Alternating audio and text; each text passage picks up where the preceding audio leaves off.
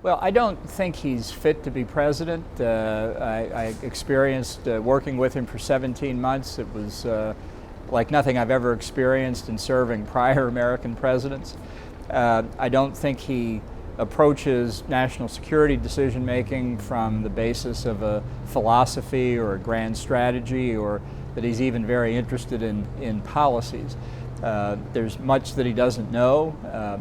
No president comes to that job with 360-degree knowledge, but Donald Trump's not really that interested in learning, and he has a sporadic, episodic way of making decisions that makes it hard to sustain a consistent policy. So this is all very troubling, whether I agree or disagree with him on a substantive decision or outcome.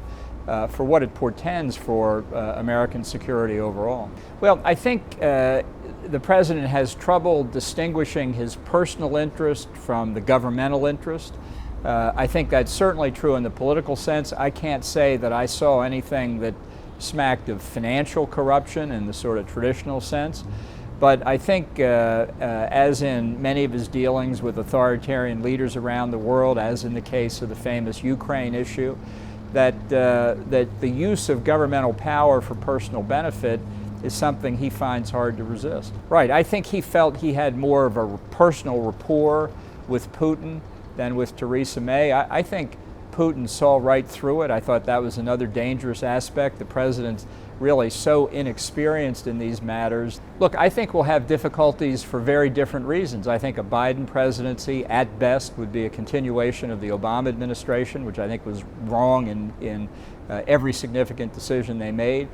With Trump in office, there's no telling what could happen. Once he's free of the political pressure of the re-election campaign, there's just no way to guess what decisions he might make.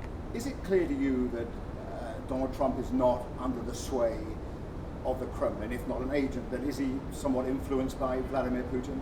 You know, I don't think he's under the sway of them in any kind of organized, malign way. I think they know how to play him. I think Kim Jong-un knows how to play him. I think Xi Jinping does. I think that's dangerous, but it's not because he's in bed with them, it's because he doesn't understand what they're doing to him. Well, I'll be very worried. I think it's clear that we can repair the damage of one Trump term. I'm very confident of that. I'm not so confident about what happens after 2 terms, because I think that's a historical reality. I think I'm worried about the degrading of civil discourse in this country by the way the president behaves. I think it damages an already badly divided body politic, and I think in recent days he's exacerbated that even more. I think it's the kind of politics that he pursues for his own personal interest without any higher ideal for the country in mind.